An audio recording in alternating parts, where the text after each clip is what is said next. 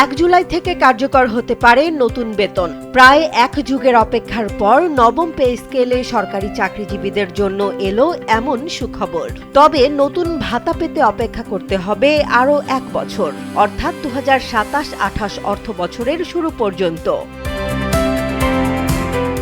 এর ফলে আগের 3 ধাপের পরিকল্পনা থেকে সরে এসে এখন 2 ধাপে নবম পে স্কেল বাস্তবায়নের পথে হাঁটছে সরকার। সংশ্লিষ্ট সূত্র বলছে, বার্ষিক ইনক্রিমেন্টের কারণে অনেক কর্মচারীর বর্তমান মূল বেতন এমন অবস্থায় পৌঁছেছে যে নতুন বেতনের মাত্র 50% কার্যকর করলে কাঙ্ক্ষিত সুবিধা মিলত না, বরং কিছু ক্ষেত্রে মোট বেতন কমে যাওয়ার আশঙ্কাও ছিল। কর্মচারীদের আপত্তির পর বিষয়টি পুনর্বিবেচনা করে নতুন সুপারিশ করা হয়েছে।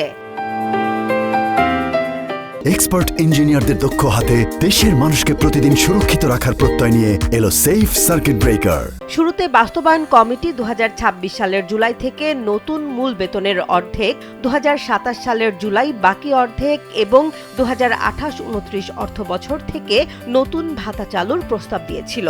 কিন্তু বাস্তব জটিলতা বিবেচনায় সেই পরিকল্পনা পরিবর্তন করা হচ্ছে।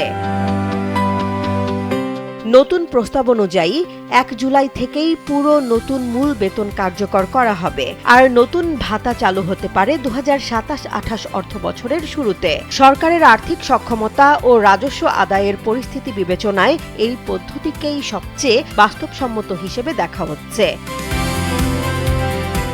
চলতি মাসের 11 জুন জাতীয় সংসদে বাজেট বক্তব্যে অর্থ ও পরিকল্পনা মন্ত্রী আমির খসরু মাহমুদ চৌধুরী বলেন, প্রায় 11 বছর ধরে সরকারি কর্মচারীরা একই বেতন কাঠামোর আওতায় রয়েছেন। এ সময়ে মূল্যস্ফীতির কারণে জীবনযাত্রার ব্যয় উল্লেখযোগ্যভাবে বেড়েছে। সে কারণেই ধাপে ধাপে নতুন বেতন কাঠামো বাস্তবায়নের সিদ্ধান্ত নেওয়া হয়েছে।